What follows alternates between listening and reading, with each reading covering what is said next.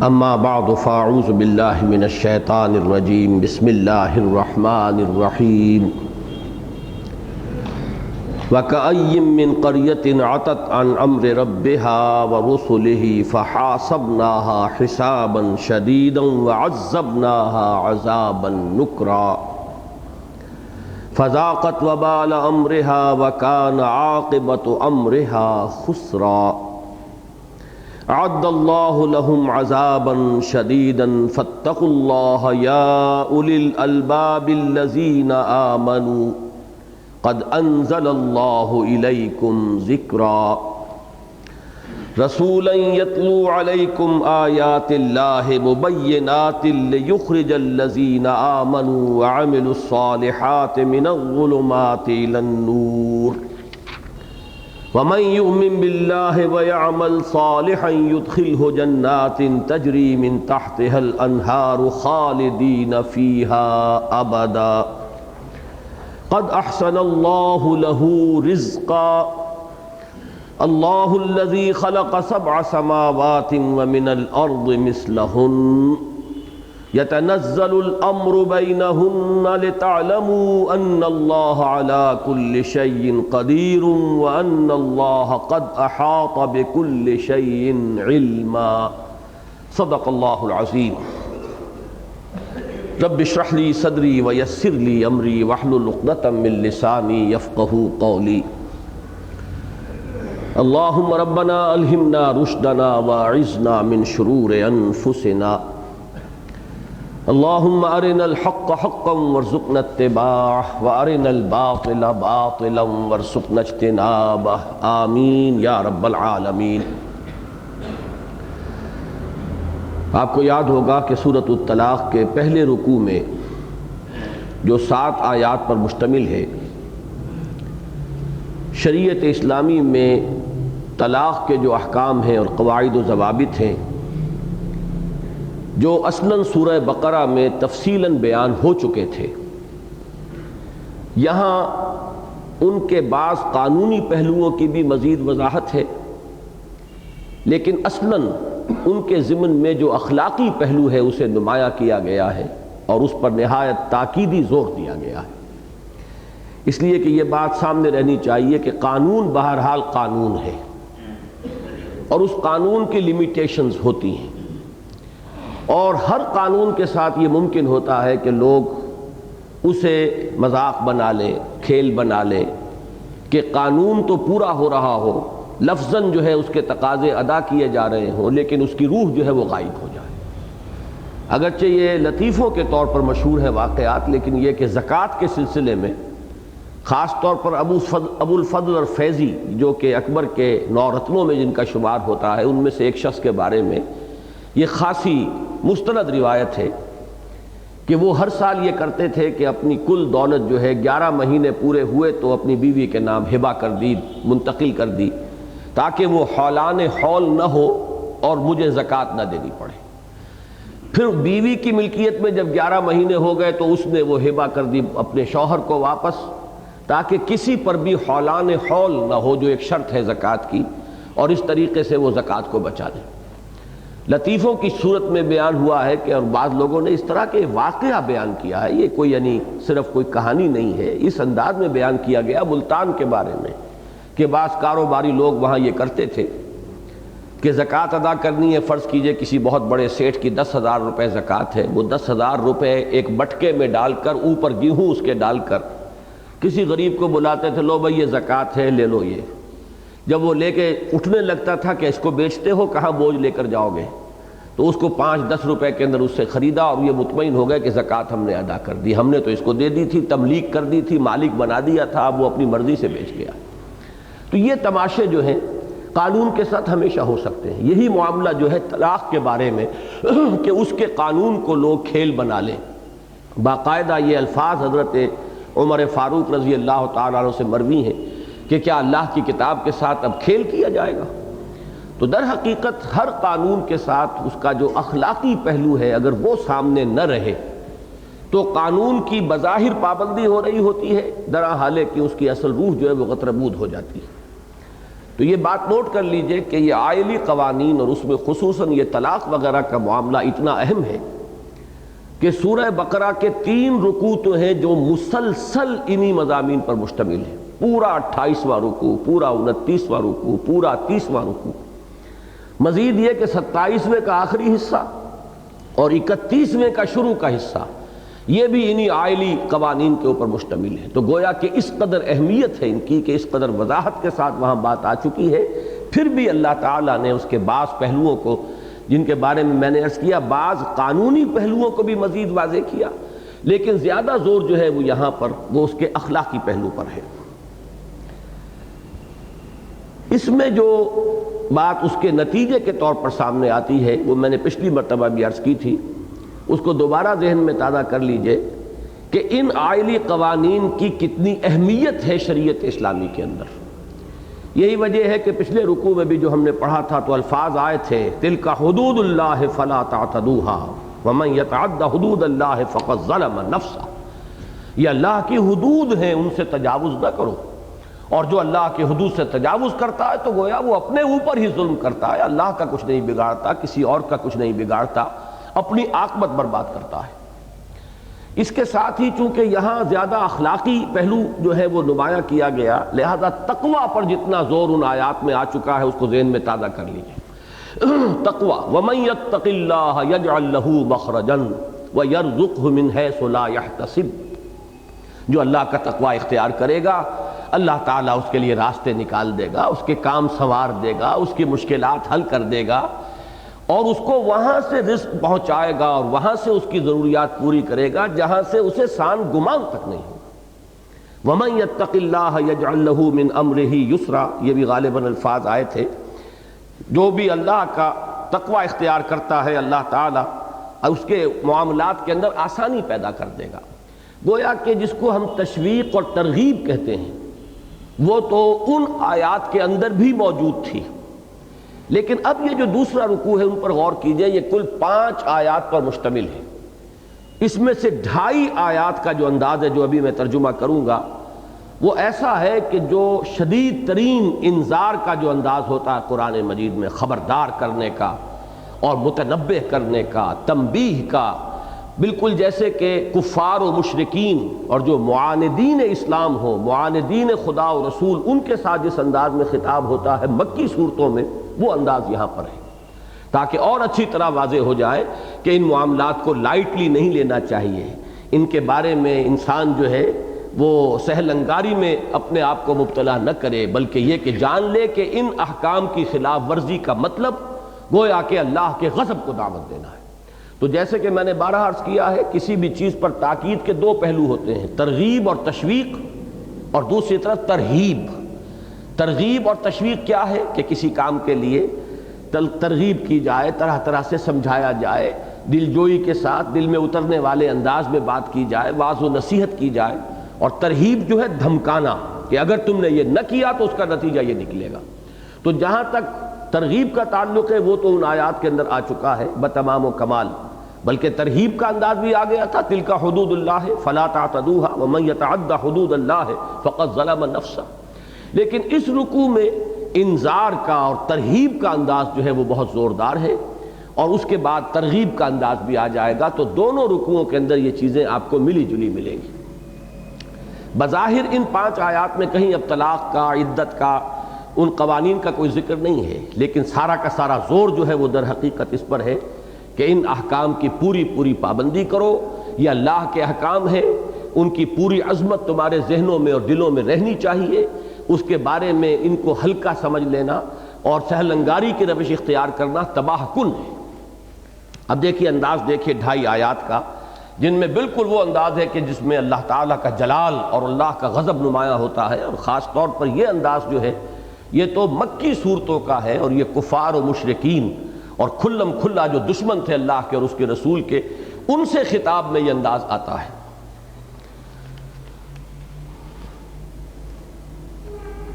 وَكَأَيٍّ مِّن قَرْيَةٍ عَتَتْ عَنْ أَمْرِ رَبِّهَا وَرُسُلِهِ. اور کتنی ہی ایسی بستیاں ہیں جنہوں نے اپنے رب کے حکم سے سرکشی کی، تجاوز کیا. یہ عطاؤ کا مادہ جو آتا ہے نکل بھاگنا، رسہ توڑا کر جیسے کوئی جانور بھاگ جا رہا ہو، اپنے رب کی پکڑ سے، اپنے رب کے قانون سے، اپنے رب کے احکام سے رسہ توڑا لینا۔ وَكَأَيٍّ مِّن قَرْيَةٍ عَتَتْ عَنْ أَمْرِ رَبِّهَا وَرُسُلِهِ، اور اس کے رسولوں سے، یعنی ان کے احکام اور ان کی پیروی کرنے اور ان کا اتباع کرنے سے انہوں نے روگردانی کی۔ فَحَاسَبْنَاهَا حِسَابًا شَدِيدًا، تو ہم نے پھر ان کا محاسبہ کیا، اور وہ محاسبہ بھی پھر آسان نہیں، بڑا سخت۔ اس کے تقابل کے لیے آخری پارے کی سورہ مبارکہ جو ہے اس کے وہ الفاظ جو ہے جس کے بارے میں ہم دعا بھی کرتے ہیں پھر، اللہم حاسبنا حسابا یسیرا، پروردگار ہم سے حساب لیجو بڑا آسان حساب۔ ان علینا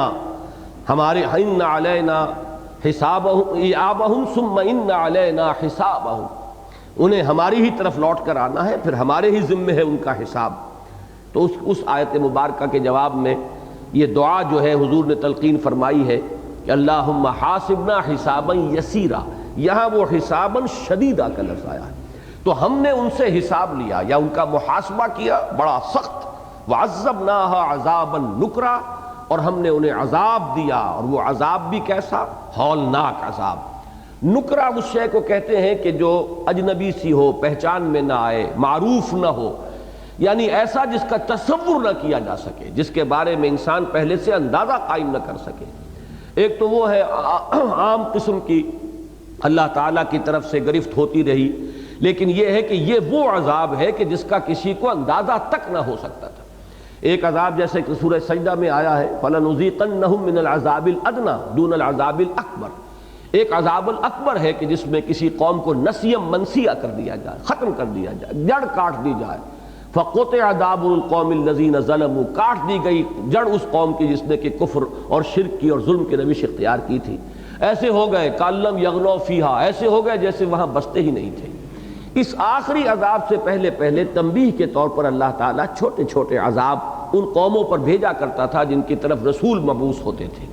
تاکہ جو جاگ سکتے ہو جاگ جائیں، جو ہوش میں آ سکتے ہو ہوش میں آ جائیں، جن میں کوئی اصلاح پذیری کا مادہ ہے وہ اصلاح کر لیں۔ لیکن پھر یہ کہ جب لوگ ہوش میں نہیں آتے تھے تو آخر کار وہ آخری عذاب آ جاتا تھا۔ وہ عذاب پھر وہ معمولی قسم کا عذاب نہیں ہوتا تھا، وہ تو جڑ کاٹ دینے والا، اس لیے اس کو اس عذاب الاکبر کو یہاں پر کہا گیا ہے عذابا نکرا، ایسا کہ جو ان کے تصور میں نہیں آ سکتا تھا وہ عذاب ہم نے بھیجا۔ فذاقت وبال امرہا وکان عاقبۃ امرہا خسرا، پھر ان بستیوں نے اپنے معاملے کا، اپنے کیے کا مزہ چکھ لیا۔ وکان عاقبۃ امرہا خسرا، اور ان بستیوں کے جو معاملہ تھا اس کا انجام بہرحال خسارہ اور تباہی اور بربادی ہی تھا۔ یہ ان دو آیات کو ذہن میں رکھیے، اور سورہ تغابن جو اس سے متصل قبل ہے، وہ جو ایمان بالرسل کے ضمن میں دو آیات وہاں آئی تھیں، اگر ان کو ذہن میں تازہ کریں گے تو بڑی گہری ایک مشابہت اور مناسبت سامنے آئے گی۔ اس بات کو ذہن میں رکھیے کہ اگرچہ اس سورہ مبارکہ کا اصل جوڑا تو ہے سورۃ التحریم جو آگے آئے گی، لیکن یہ تمام صورتیں ایک ہی گروپ کی ہیں، تو ان میں ان جوڑوں کے علاوہ بھی مشابہتیں جو ہیں اور مناسبتیں موجود ہیں۔ جیسے میں نے عرض کیا تھا کہ سورہ منافقون اصلاً جوڑا ہے سورہ تغابن کا، سورہ جمعہ اصلاً جوڑا ہے سورہ صف کا، لیکن یہ دونوں صورتیں جو ہیں سورہ جمعہ اور سورہ منافقون بڑی ہی انٹرلاکڈ ہیں، کہ سورہ جمعہ کی آخری آیت یہ ہے کہ لوگ حضور کو چھوڑ کر چلے گئے جب انہوں نے دیکھا کوئی کھیل اور تماشا، اور وہ حضور کو کھڑا چھوڑ کر خطبہ دیتے ہوئے چلے گئے۔ اور سورہ منافقون کا آغاز ہوتا ہے اذا جاءک المنافقون قالوا نشہد انک لرسول اللہ، تو تصویر لفظی ہے کہ ایک میں لوگوں کے چلے جانے کا اور ایک میں لوگوں کے حضور کی خدمت میں حاضر ہونے کا تذکرہ ہے۔ اس طریقے سے گویا کہ دونوں صورتیں جو ہیں وہ ایک طریقے سے انٹرلاک ہو گئی۔ یہاں پر بھی دیکھیے سورہ تغابن کے وہ الفاظ، الم یاتکم نبأ الذین کفروا من قبل فذاقوا وبال امرہم، ذرا نوٹ کیجئے، فذاقوا وبال امرہم، اور یہاں ہم الفاظ پڑھ رہے ہیں فذاقت وبال امرہا۔ فرق کیا ہے؟ وہاں قوموں کے عنوان سے ذکر ہو رہا ہے، یہاں بستیوں کے عنوان سے ذکر ہو رہا ہے، بات ایک ہی ہے، کہیں ظرف ہے کہیں مظروف ہے، کہیں ان بستیوں کا ذکر ہے ان آیات میں جو اس وقت ہم پڑھ رہے ہیں۔ وَكَأَيٍّ مِّن قَرْيَةٍ عَتَتْ عَنْ أَمْرِ رَبِّهَا، اور وہاں ان قوموں کا ذکر ہے جو ان بستیوں میں آباد تھیں. الم یاتکم نبأ الذین کفروا من قبل فذاقوا وبال امرهم ولهم عذاب علیم ذلک بانہ کانت تاتیہم رسلہم بالبینات فقالوا بشر یہدوننا فکفروا وتولوا واستغنى اللہ واللہ غنی حمید. وہ دو آیات سورہ تغابن کی اور یہ دو آیات سورہ طلاق کی، ان کے درمیان بڑی گہری مشابہت ہے. وَكَأَيٍّ مِّن قَرْيَةٍ عَتَتْ عَنْ أَمْرِ رَبِّهَا وَرُسُلِهِ فَحَاسَبْنَاهَا حِسَابًا شَدِيدًا وَعَذَّبْنَاهَا عَذَابًا نُكْرًا فَذَاقَتْ وَبَالَ أَمْرِهَا وَكَانَ عَاقِبَةُ أَمْرِهَا خُسْرًا.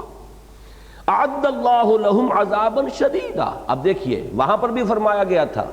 کہ انہوں نے اپنے کیے کا مزہ چکھ لیا. وَلَهُمْ عَذَابٌ أَلِيمٌ. اصل عذاب تو دردناک عذاب جو ہے وہ جہنم کا ہے جو ان کا منتظر ہے. دنیا میں نیست و نابود ہو جانا، ختم ہو جانا، نسیم منسیہ ہو جانا،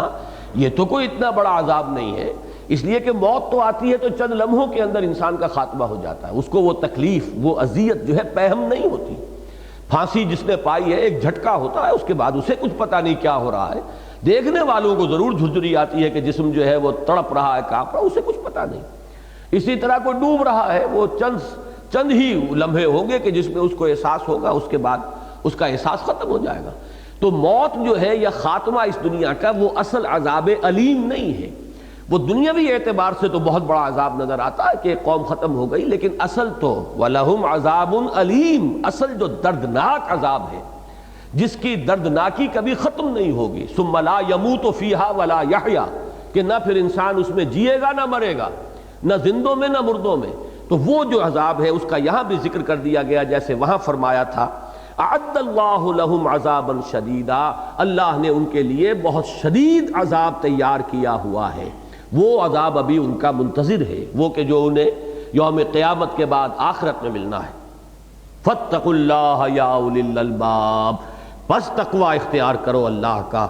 اے ہوش مندو، اے عقل مندو، اے وہ لوگوں جو اپنے نفع اور نقصان کا کچھ بھی خیال رکھنے والے ہو، تمہیں اللہ کا تقوی اختیار کرنا چاہیے. اب یہاں آپ نے وہ فرق نوٹ کر لیا ہوگا کہ پہلے رکوع میں بھی 2 مرتبہ فرمایا، لیکن وہ ترغیب کا انداز ہے. من یتق اللہ یجعل لہ مخرجا ویرزقہ من حیث لا یحتسب. جو اللہ کا تقوی اختیار کرتا ہے اللہ تعالیٰ اس کے لیے راستے نکال دیتا ہے، مشکلات آسان کر دیتا ہے، اسے رزق پہنچاتا ہے، اس کی ضروریات پوری فرماتا ہے جہاں سے اسے گمان تک نہیں ہوتا. اور ومن یتق اللہ یجعل لہ من امرہ یسرا، اور جو اللہ کا تقوی اختیار کرتا ہے اللہ تعالیٰ اس کے معاملات میں آسانی پیدا فرما دیتا ہے. یہ ترغیب اور تشویق ہے، اور یہاں جو ہے وہی معاملات ترہیب اور ایک تنبیہ کے انداز میں، انذار کے انداز میں ہے، لیکن نتیجہ ایک ہی ہے. فاتقوا اللہ یا اولی الالباب، تو اللہ کا تقوی اختیار کرو اے ہوش مندو. یہاں تک وہ 2.5 آیات بنتی ہیں جن کے بارے میں میں نے عرض کیا کہ ان کا انداز بالکل وہ ہے کہ جو کفار اور مشرکین اور معاندین اور اللہ اور اس کے رسول کے کھلے کھلے دشمنوں کے ساتھ جو انداز ہوتا ہے خطاب کا وہ ہے. لیکن اب اس کو کھولا الذین آمنوا، یہاں کون مخاطب ہیں؟ یہاں کفار مخاطب نہیں ہیں.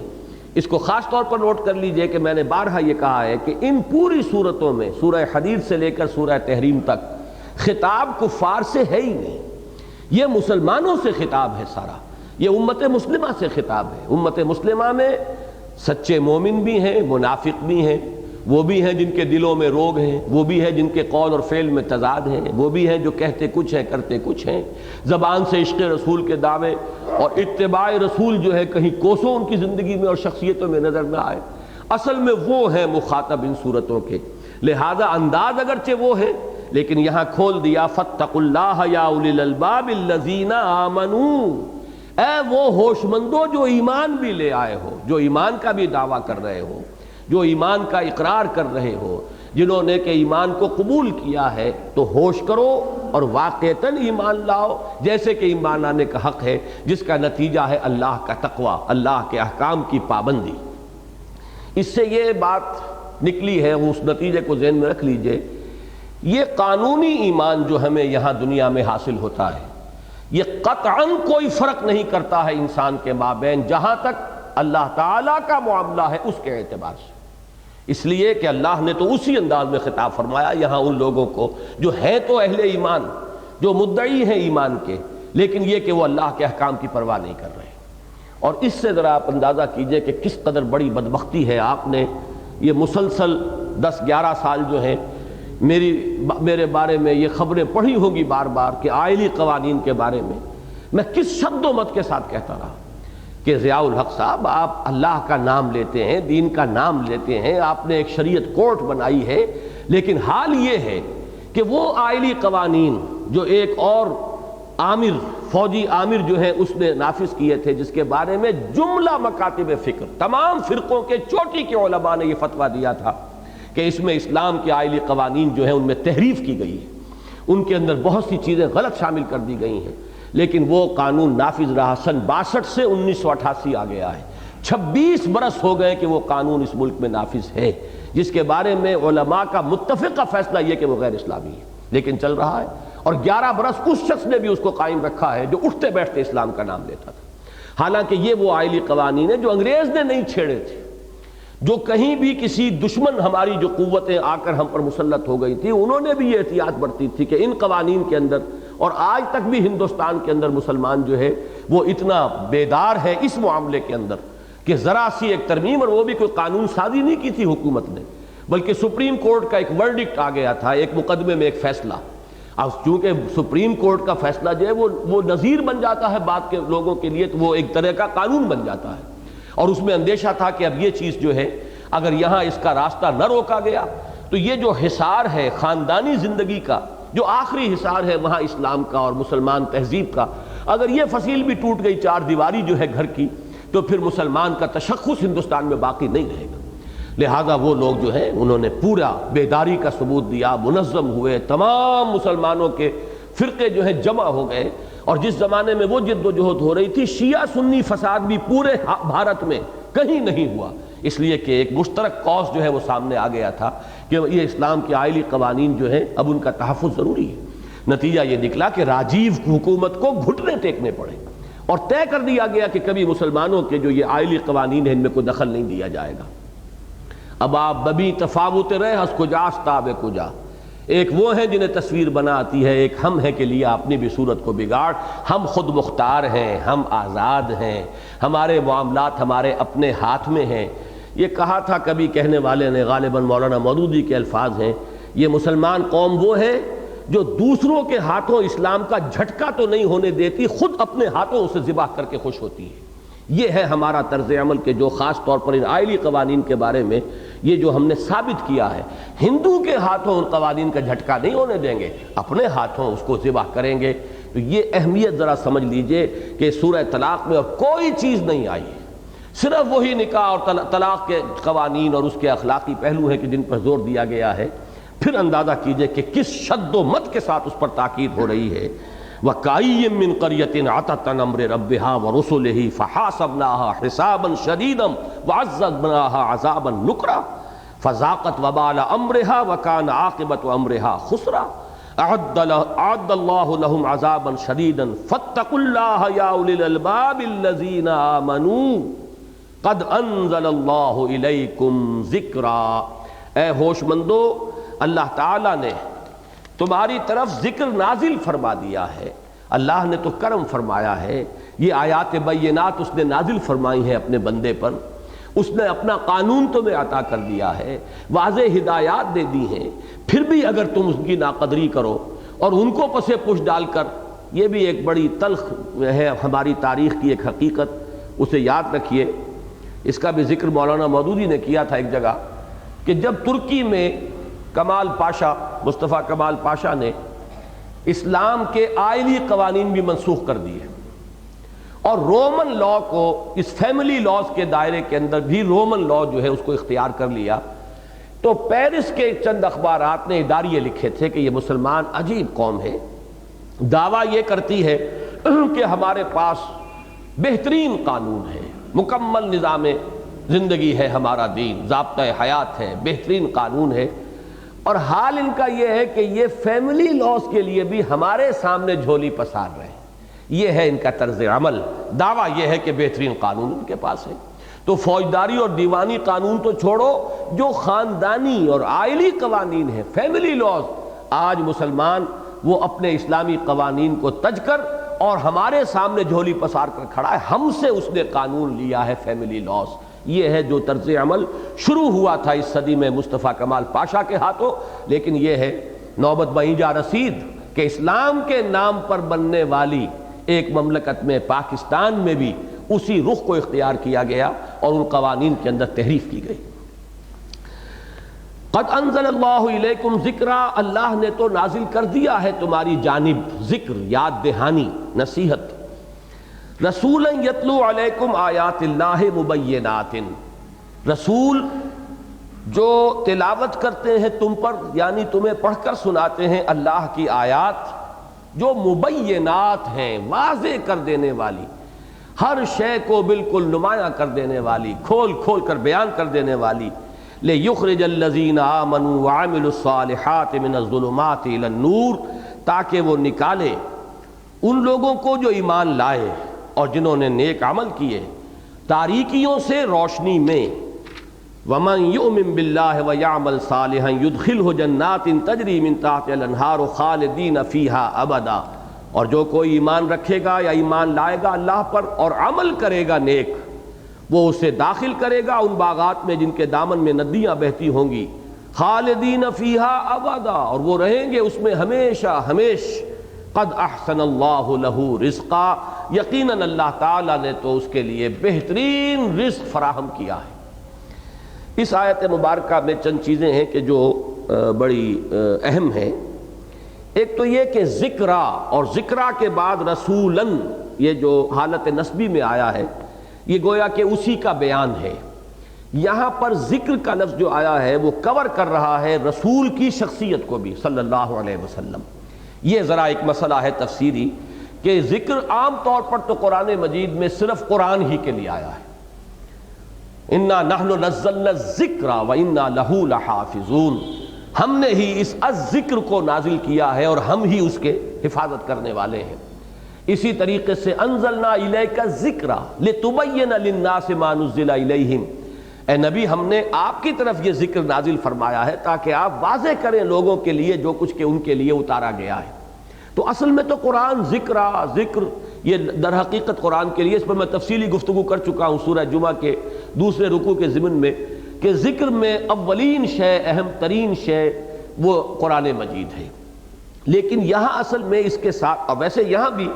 قد انزل اللہ الیکم ذکرا، یہاں پہ لفظ انزال آیا ہے، نازل کیا ہے، کر دیا ہے اللہ نے تمہاری طرف ذکر۔ گویا کہ اس اعتبار سے اگر سیاق کو دیکھا جائے، جو کلام چل رہا ہے پیچھے، تو وہ قرآن مجید ہی مصداق بنتا ہے ذکر کا۔ لیکن اگلی آیت کو جس طور سے اللہ تعالیٰ نے یہاں جوڑ دیا ہے تو معلوم ہوا کہ ذکرہ ہی کا بیان ہے، رسولا یتلو علیکم آیات اللہ، وہ رسول صلی اللہ علیہ وسلم جو تمہیں آیات الہی پڑھ کر سنا رہا ہے۔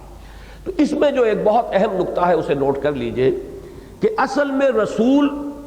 اور وہ کتاب جو اللہ اسے عطا فرماتا ہے، یہ دونوں مل کر ایک وحدت بنتے ہیں، جسے آپ انگریزی میں آرگینک ہول کہتے ہیں، انسیپریبل،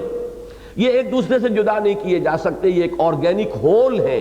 رسول کی ذات اور وہ کلام جو اس پر نازل کیا گیا، یہ دونوں مل جل کر ایک ہی حقیقت واحدہ ہے۔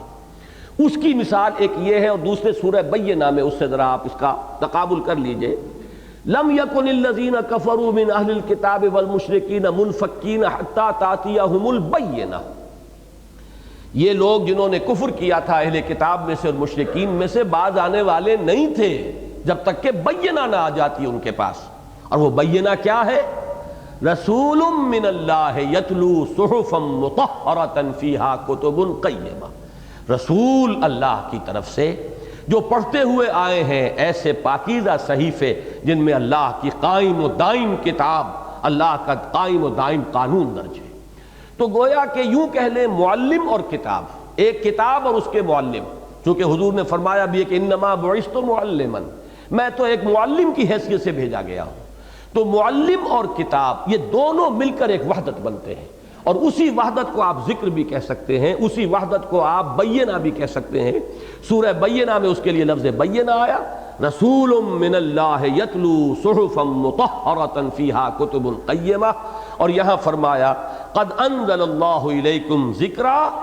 رسولا یتلو علیکم آیات اللہ، بلکہ یہ کہ اس کو ملا کر پڑھنا جو ہے وہ زیادہ صحیح ہوگا، قد انزل اللہ الیکم ذکر الرسول یتلو علیکم آیات اللہ مبینات، گویا کہ یہ بیان ہے کہ رسول اور وہ آیات بینات یا مبینات، ابھی بعد میں عرض کروں گا اس میں کیا فرق ہے، کہ وہ پڑھتے ہوئے رسول آئے ہیں، یہ ہے دونوں مل کر گویا کہ ذکر، یہ دونوں مل کر ایک بینہ ہے۔ اسی کی تائید ہوتی ہے حضرت عائشہ صدیقہ رضی اللہ تعالی عنہا کے اس قول سے کہ جب ان سے یہ درخواست کی گئی، فرمائش کی گئی کہ ہمیں ذرا سیرت سنائیے، تو انہوں نے فرمایا، جواباً پلٹ کر سوال کیا کہ الستم تقرؤون القرآن، کیا آپ لوگ قرآن نہیں پڑھتے؟ معلوم ایسا ہوتا ہے کہ کچھ تابعین حضرات ہوں گے، حضرت عائشہ صدیقہ رضی اللہ تعالیٰ عنہ بہت جوانی کی عمر میں بیوہ ہوئی ہیں اور آپ کو ایک طویل عمر اللہ نے عطا فرمائی، تو اب وہ جو تابعین کا حلقہ تھا کہ جو حضور صلی اللہ علیہ وسلم کی زیارت سے محروم رہے، ان لوگوں کی حسرت کا میں کبھی کبھی کہا کرتا ہوں، آپ اندازہ کیجئے ہمارا تو معاملہ یہ ہے نا کہ 1400 برس کا فصل ہے، لہذا وہ اس درجے کو شدت کے ساتھ کو حسرت کا احساس ہمارے دل میں پیدا نہیں ہو سکتا کہ کاش کہ ہم بھی حضور کے زمانے میں ہوتے اور ہم نے اپنی ان آنکھوں کے ساتھ حضور کی زیارت کی ہوتی، لیکن ذرا ان لوگوں کا تصور کیجئے، ان کا حال تو اس شعر کے مصداق تھا کہ قسمت کی خوبی دیکھیے ٹوٹی کہاں کمند، دو چار ہاتھ جب کہ لبے بام رہ گیا، چند ہی سال کا اگر فرق ہو جاتا، ہم پہلے پیدا ہو گئے ہوتے یا حضور کو اللہ تعالیٰ مزید چند سال اس دنیا میں، اس حیات دنیاوی کو طول دے دیتا آپ کی، تو ہم بھی زیارت سے مشرف ہو جاتے۔ اس حسرت کے ساتھ اب انہوں نے فرمائش کی ہے کہ ہمیں ذرا سیرت سنائیے، لیکن ام المومنین جو معلمہ امت ہے رضی اللہ تعالی عنہ، اور یہی حکمت ہے حضور کی ان کے ساتھ شادی اس نوعمری میں، تاکہ قریب ترین مشاہدہ حضور صلی اللہ علیہ وسلم کا وہ کرے اور انوار نبوت کا پرتو جو ہے وہ زیادہ سے زیادہ اپنی شخصیت کے اندر جذب کریں، اپنے قلب اور ذہن کو ان سے منور کریں، اور پھر ان کے ذریعے سے وہ روشنی جو ہے مومنات اور مومنین تک ایک طویل مدت تک جو ہے وہ پھیلتی رہے۔ تو انہوں نے یہاں حکمت دیکھیے کہ یہ فوراً فرمائش میں کچھ واقعات بیان کر سکتی تھی اور وہ لوگ بڑی دلچسپی سے سنتے، لیکن یہ جو ایک ان کے ذہنوں میں بات آئی تھی اس کو ایک بہتر رخ پر ڈالنے کے لیے سوال کرتے ہیں الستم تقرؤون القرآن، کیا آپ لوگ قرآن نہیں پڑھتے؟ وہ لوگ بھی حیران ہوئے ہوں گے کہ ہم نے فرمائش کیا کی تھی، درخواست کیا کی تھی، جواب ہمیں کیا مل رہا ہے۔ انہوں نے عرض کیا کہ بلا وہ تو ہم پڑھتے ہیں، ہم نے تو آپ سے سیرت کی فرمائش کی تھی کہ حضور صلی اللہ علیہ وسلم کی سیرت بیان فرمائیں۔ اس پر حضور وہ تاریخی جملہ ہے ام المومنین حضرت عائشہ صدیقہ رضی اللہ تعالی عنہا کا، کان خلقہ القرآن، حضور کی سیرت قرآن ہی تو ہے۔ یعنی ان دونوں کے اندر جو یہ ایک انسیپریبل ایک آرگینک ہول کے اجزاء ہونے کا معاملہ ہے، اس کو اچھی طرح سمجھیے کہ در حقیقت یہ ایک ہی شے ہے۔ اس کو آپ یوں بھی کہہ سکتے ہیں کتاب و سنت مربوط ہے، یوں بھی کہہ سکتے ہیں کتاب و سیرت مربوط ہیں، یوں بھی کہہ سکتے ہیں رسول من اللہ یتلو صحفا مطہرۃ فیہا کتب قیمہ، یہی بینہ ہے۔ یہ بھی کہہ سکتے ہیں کہ جیسے کہ یہاں فرمایا رسول یتلو علیکم آیات اللہ مبینات، یہی ذکر ہے، اور برا نہ مانیے یہ بھی کہہ سکتے ہیں یہی نور ہے۔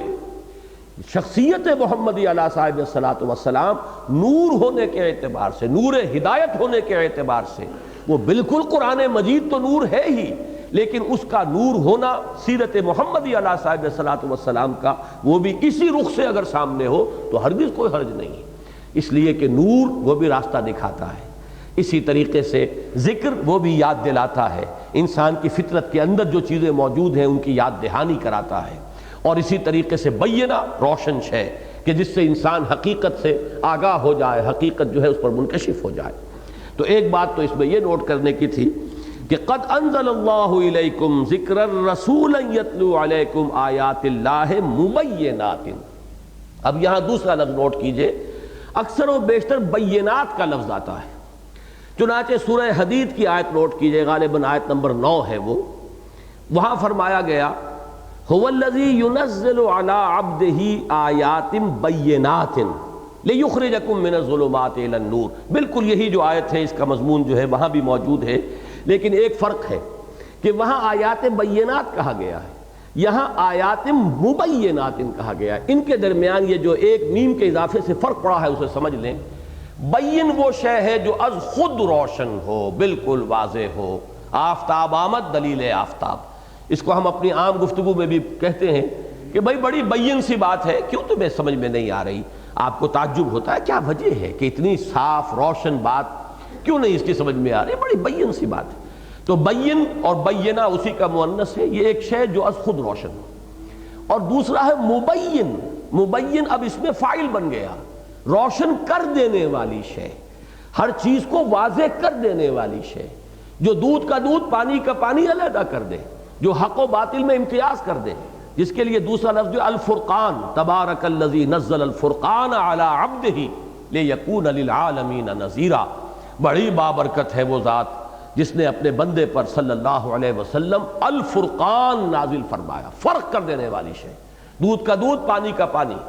حق و باطل کے اندر امتیاز، صحیح و غلط میں تمیز کی صلاحیت عطا کرنے والی شے وہ الفرقان۔ وہی لفظ یہ آیا ہے مبینات، اللہ تعالیٰ نے وہ آیات مبینات نازل فرمائی ہیں اور یہ رسول وہ تم پر پڑھ رہے ہیں، تمہیں پڑھ کر سنا رہے ہیں۔ اب نتیجہ کیا نکلتا ہے اسے نوٹ کیجئے۔ میرے نزدیک آیات بینات قرآن مجید کی ان آیات کو کہیں گے جن کے ذریعے سے انسان کے اندر جو بنیادی حقائق ہیں، جن کا مجموعی نام ہے ایمان، اس کا شعور اجاگر ہوتا ہے۔ اور مبینات اس کا وصف اس اعتبار سے ہوگا صحیح اور غلط میں تمیز، گویا کہ احکام کے ضمن میں، چونکہ یہ سورہ مبارکہ جو ہے اس کا اولین حصہ جو ہے وہ احکام خداوندی پر مشتمل ہے، شریعت کا ایک اہم شعبہ ہے قانون اسلامی کا، جس سے متعلق یہاں پر گفتگو ہو رہی ہے، لہذا یہاں پر لفظ جو ہے زیادہ موضوع لایا گیا مبینات۔ جیسے کسی چیز کے اوپر روشنی ڈالی جائے تو ایک تو ہے روشن، خود وہ روشن ہے، یہ تو آیات بینات ہیں، آیات روشن ہیں۔ ایک یہ ہے کہ وہ روشنی جب آپ نے کسی جگہ پر ڈالی ہے تو اس سے ہر شے واضح ہو گئی ہے، اس اعتبار سے یہ مبین ہے، اپنی جگہ پر خود بین ہے۔ تو یہ فرق جو ہے نوٹ کر لیجئے، اور میرے نزدیک جو مناسبت ہے اس سورہ مبارکہ میں، خاص طور پر شریعت کے احکام کے ایک شعبے سے متعلق جو باتیں آئی ہیں پہلے رکوع میں، اس کی مناسبت سے یہاں پر لفظ مبینات لایا گیا۔ رسولا یتلو علیکم آیات اللہ مبینات لیخرج الذین آمنوا وعملوا الصالحات۔ اب تقابل کیجئے سورہ حدید کی آیت سے، وہاں فرمایا تھا هو الذی ينزل علی عبدہ آیات بینات لیخرجکم من الظلمات الی النور۔ یہاں لیخرجکم، یہ کم جو ہے اس کی وضاحت کی گئی، کون سے کم، کون لوگ؟ الذین آمنوا وعملوا الصالحات، وہ لوگ کہ جو ایمان لائیں اور نیک عمل کریں۔ اگر وہ ہاتھ پاؤں توڑ کر بیٹھے ہوئے ہوں، اگر وہ عمل کی نیت ہی نہ رکھتے ہوں، اگر ارادہ ہی نہ ہو کہ جو بات سامنے آئے گی اس پر عمل کریں گے، اگر انہوں نے ایمان اور عمل کو علیحدہ علیحدہ کیٹیگریز قرار دے لیا ہو، یہاں نوٹ کر لیجئے ایک اعتبار سے یقیناً علیحدہ ہے، قانونی ایمان کے اعتبار سے جن کی بنیاد پر دنیا میں کسی کو مسلمان سمجھا جاتا ہے، ایمان علیحدہ ہوگا، عمل علیحدہ ہوگا، لیکن حقیقی ایمان کے اعتبار سے جس کی بنیاد پر اللہ کے حق فیصلے ہونے ہیں، یہ ایمان اور عمل صالح ایک وحدت ہے۔ الایمان قول وعمل ویزید وینقص، یہ جو قول ہے امام بخاری رحمہ اللہ کا، یہ 100% درست ہے اس حقیقی ایمان کے ضمن میں، کہ ایمان جو ہے وہ تو قول اور عمل ان دونوں کے مجموعے کا نام ہے، اور یہ گھٹتا بھی ہے بڑھتا بھی ہے۔ وہ اندر والا ایمان بڑھتا ہے تو آپ کا نیک عمل بڑھے گا، اندر والا ایمان گھٹے گا تو آپ کی نیکیاں گھٹیں گی اور آپ کی برائیاں بڑھ جائیں گی، معصیت کا ارتکاب ہونا شروع ہو جائے گا۔ تو یہ ایمان کا آگے پیچھے ہونا، گھٹنا اور بڑھنا جو ہے اس کا اثر لازماً مترتب ہوتا ہے انسان کے عمل پر۔ لہذا اس آیت کے ساتھ کمپیریزن کرتے ہوئے پھر دیکھیے، هو الذی ينزل علی عبدہ آیات بینات لیخرجکم من الظلمات الی النور، وہی ہے اللہ جو نازل فرما رہا ہے اپنے بندے پر صلی اللہ علیہ وسلم روشن آیات، تاکہ وہ نکالے تمہیں اندھیروں سے روشنی کی طرف۔ اور یہاں پر وہ اس کی وضاحت کر دی گئی کون نکلیں گے، الذین آمنوا وعملوا الصالحات من الظلمات الی النور، وہ نکالتا ہے ان لوگوں کو جو ایمان لائے اور نیک عمل کرتے ہیں اندھیروں سے روشنی کی طرف۔ اب یہ اندھیرے، یہ انسان کے ذہن کے اندھیرے بھی ہیں، فکر کے اندھیارے بھی ہیں، قلب اور روح کی اندر جو ظلمتیں پیوست ہو گئی ہیں وہ بھی ہیں، نیتوں کے اندھیرے بھی ہیں، عزائم اور امنگوں کے اندھیرے بھی ہیں، پھر اعمال کے اندھیرے بھی ہیں، اندھیرے ہیں۔ نور جو ہے، میں نے بارہا عرض کیا ہے، قرآن مجید میں ظلمات ہمیشہ جمع آیا ہے، ظلمت کا لفظ نہیں ملے گا آپ کو، جہاں بھی آیا ظلمات، ظلماتم بعضها فوق بعض سورہ نور میں، اور نور ہمیشہ واحد آیا ہے۔ نور جو ہے وہ انوار کا لفظ نہیں ملے گا آپ کو قرآن میں، نور ایک وحدت ہے، ایک حقیقت ہے۔ در حقیقت ظلمت جو ہے اس کے مختلف شیڈز ہیں، وہ بہت سی ظلمتیں ہوں گی، اور نور ایک حقیقت واحدہ ہے۔ لہذا ظلمات جو ہے وہ جمع کے صیغے میں آئے گا، وہ کوئی کہیں بہت گہری ہے وہ ظلمت، کہیں اور کم ہے، کہیں کسی پہلو سے ہے، کہیں کسی پہلو سے ہے، کہیں کسی گوشے میں اس کا ارتکاز زیادہ ہے، کہیں دوسرے گوشے میں ارتکاز زیادہ ہے۔ ان تمام اندھیاروں سے نکال کر وہ نور جو ایک وحدت بسیطہ ہے، ایک وحدت، اس میں نکال کر لاتا ہے، اور وہ در حقیقت کام کس کا ہے؟ رسولا یتلو علیکم آیات اللہ مبینات لیخرج الذین آمنوا وعملوا الصالحات من الظلمات الی النور ومن یؤمن باللہ ویعمل صالحا۔ اب دیکھیے یہ حصہ جو ہے اس آیت کا، پہلا حصہ میں نے عرض کیا کہ سورہ حدید کی اس آیت سے مشابہ ہے، یہ حصہ جو ہے سورہ تغابن کی آیت سے مشابہ ہے، یہ آیت نمبر 9 ہے غالباً سورہ تغابن کی۔ وَمَن يُؤْمِن بِاللَّهِ وَيَعْمَلْ صَالِحًا، دوبارہ پھر تکرار کے ساتھ لایا گیا، جو ایمان لائے گا اللہ پر اور نیک عمل کرے گا، یہ ہے زور، یہ ہے اس کی ایک شرط ہونے کی ایک کیفیت، کہ یہ نہ سمجھو کہ دعویٰ ایمان کا تمہارے لیے کفایت کر جائے گا اور وہ تمہارا بیڑا پار کرا دے گا۔ اس ایمان کی شہادت ملنی چاہیے تمہارے عمل سے، جو تمہارے اندر ہے اس کا ظہور ہونا چاہیے تمہاری سیرت میں، کردار میں، معاملات میں، تمہارے رویے میں، تمہارے کانڈکٹ میں، جو بھی اندر تمہارا جو ویلیو سسٹم ہے،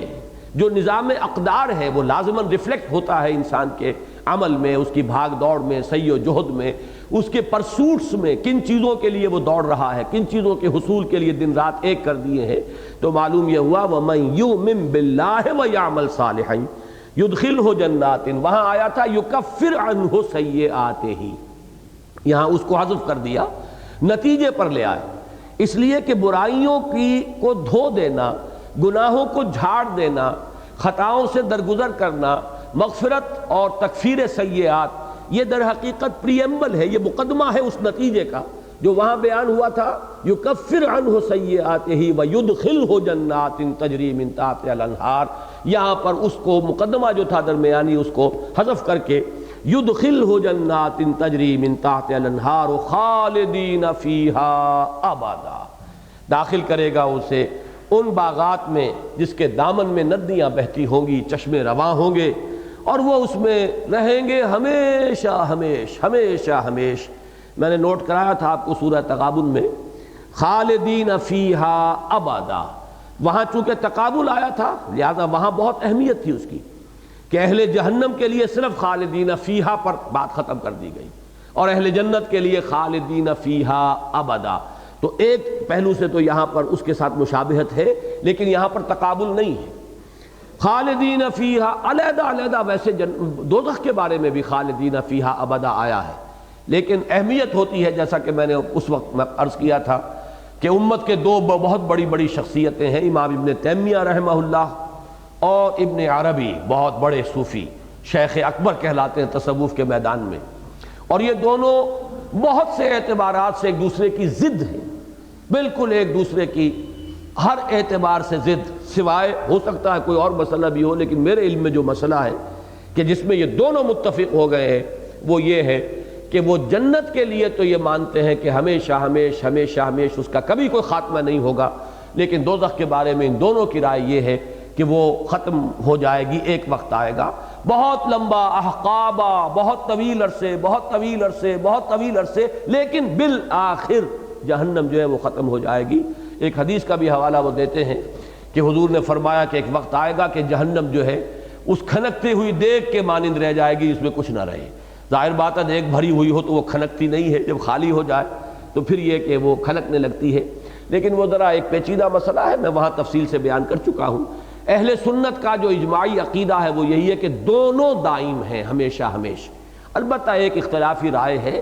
اور اس کی اہمیت نہ ہوتی اگر یہ دو عظیم شخصیتیں اس میں یک رائے نہ ہو گئی ہوتی، تو میں صرف اس کا تذکرہ کر رہا ہوں۔ قد احسن اللہ لہ رزقا، اللہ تعالیٰ نے تو اس کے لیے بہترین رزق فراہم کیا ہے، بہت عمدہ اللہ نے کیا ہے اس کے لیے رزق۔ اور یہاں رزق سے مراد صرف کھانے پینے کی چیزیں نہیں ہیں، یہ اچھی طرح نوٹ کر لیجئے، قرآن مجید میں اکثر و بیشتر جب رزق کا لفظ آتا ہے تو وہ صرف کھانے پینے کے لیے نہیں ہے، اللہ نے جو بھی کچھ دیا ہے، اللہ نے ذہانت دی ہے کسی کو، یہ بھی اس کا رزق ہے، اس کا عطیہ ہے، اس کا نصیب ہے۔ اللہ تعالیٰ نے کسی کو کوئی صلاحیت خصوصی عطا فرمائی ہے، یہ بھی اس کا عطیہ ہے۔ انہی صلاحیتوں سے آپ دولت کماتے ہیں، پیسہ بناتے ہیں، اور وہ رزق جس کو آپ رزق کہتے ہیں اس کے حصول کا وہ ذریعہ بن جاتی ہے۔ لیکن یہ رزق کا لفظ جو ہے بہت عام ہے، تو جنت میں صرف کھانے پینے کی چیزیں ہی نہیں ہوں گی، اچھی طرح سمجھ لیجئے، بلکہ انسان کی پوری شخصیت، کامل شخصیت کے لیے تسکین کا سامان ہوگا۔ اور جو لوگ ظاہر بات ہے کہ ذہنی اعتبار سے بلند تر سطح کے ہوں گے، ان کے تقاضے وہاں کچھ اور ہوں گے، وہ کھانے پینے کی چیزوں سے اس دنیا کے اندر بھی اتنی دلچسپی نہیں رکھتے تھے، اور وہاں بھی ان کی توجہ اصل ان چیزوں پر نہیں ہوگی، وہ کچھ اور چاہیں گے۔ وہ کیا چاہیں گے؟ وہ اللہ تعالیٰ کا دیدار چاہیں گے۔ چنانچہ بعض احادیث میں آتا ہے کہ جنت والوں کو جو آخری اور سب سے بڑی نعمت ملے گی وہ اللہ تعالیٰ کا دیدار ہے۔ تو اس اعتبار سے قد احسن اللہ لہ رزقا، اللہ نے تو اس کا نصیب بہت اچھا کر دیا، اللہ نے تو اس کا جو بھی ملنے والا ہے اسے وہ بہت ہی اعلیٰ مہیا کیا ہے۔ یہاں چونکہ میں ذرا ایک بات درمیان میں بھول گیا ہوں، میں واضح کر دوں، پچھلی مرتبہ میں نے وضاحت کی تھی، آج پھر واضح کرنا چاہتا ہوں۔ چونکہ وہ تحدید اور تنبیہ کا معاملہ وہ بھی اب ختم ہوا، آخری آیت جو آ رہی ہے وہ بالکل مختلف موضوع ہے، اور وہ خاصی اختلافی آیت ہے اور مشکلات القرآن میں سے ہے، تو اس کا ترجمہ اور اس کا بیان کرنے سے پہلے میں چاہتا ہوں کہ اب تک جو کچھ ہم نے پڑھا ہے اس کے بارے میں ایک اہم بات آپ کے سامنے رکھ دوں۔ یہ جو طلاق کا قانون اور اس کے ضمن میں انتہائی تاکید، اخلاقی پہلو کو ملحوظ رکھنے کی تاکید، پھر اس کے ضمن میں سخت ترین تنبیہ، سخت ترین انداز میں انذار اور ترہیب، اور ہر ممکن انداز میں تشویق و ترغیب جس نہج سے آئی ہے، اس کا جو نتیجہ نکلتا ہے وہ کیا ہے؟ ایک تو میں پہلے عرض کر چکا کہ ان چیزوں کے بارے میں ان کے ہلکے ہونے کا کوئی تصور ذہن نہ رہے، یہ بہت اہم قوانین ہیں، بہت بنیادی قوانین ہیں، ان کی پوری عظمت ہمارے دلوں میں رہے۔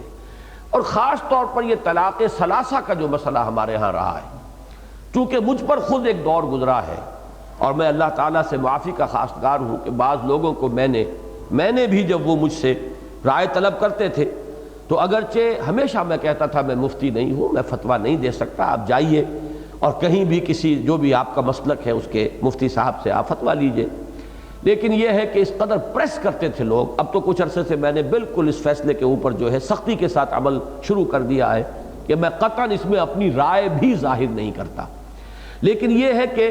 بدقسمتی سے رائے میری یہی تھی کہ جو ابن تیمیہ رحمہ اللہ کا مسلک ہے، قرآن مجید اور حضور صلی اللہ علیہ وسلم کی سنت سے مجھے وہی زیادہ اقرب معلوم ہوتا ہے۔ اب ذہن انسان کے قابو میں نہیں ہے، ذہن پر انسان کا اختیار نہیں ہے، جیسے دل پر اختیار نہیں کہ دل کا اپنا ایک رجحان ہے، ایک میلان ہے، آپ کا اختیار نہیں ہے، بلکہ یہ کہ میلان اگر کسی غلط رخ پر ہے اور آپ اپنے یعنی پوری قوت ارادی کو بروئے کار لا کر اسے روک رہے ہیں تو یہ آپ کا مجاہدہ ہے، باطنی مجاہدہ، جس پر کہ اللہ تعالیٰ آپ کو بہت بڑا اجر و ثواب عطا فرمائے گا۔ اسی طرح ذہن جو ہے وہ بھی انسان کے اختیار میں نہیں ہے۔ ذہن میرا یہی رہا، مجھے جب یہ معلوم ہوا کہ چاروں ائمہ ہمارے یعنی چاروں فقہی مسلک جو ہیں، احناف بھی اور حنابلہ بھی اور شوافع بھی اور مالکیہ بھی، سب کا متفق علیہ مسلک یہی ہے کہ جب 3 طلاقیں ہو جائیں، چاہے وہ ایک ہی بار دی گئی ہو، تو وہ طلاق مغلظ ہے، اگرچہ بہت بری ہے، بہت ناپسندیدہ ہے، بہت ہی مکروہ ہے، اور اس پر حضرت عمر رضی اللہ تعالیٰ عنہ کا عمل یہ تھا کہ جو شخص یہ کرتا تھا اسے پھر کوڑے لگواتے تھے، لیکن یہ کہ طلاق نافذ ہو جاتی ہے۔ اب اس میں سامنے بات آتی تھی عقلی اعتبار سے کہ اتنا نازک معاملہ، خاندانوں کی تباہی اور بربادی، ایک انسان شدید غصے کے عالم کے اندر وہ کہہ بیٹھا ہے،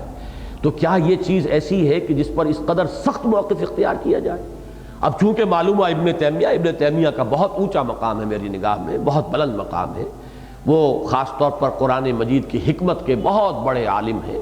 پھر سنت و سیرت کا ان کا مطالعہ بڑا گہرا ہے، اس معاملے میں ان کی رائے ایک شاذ تھی۔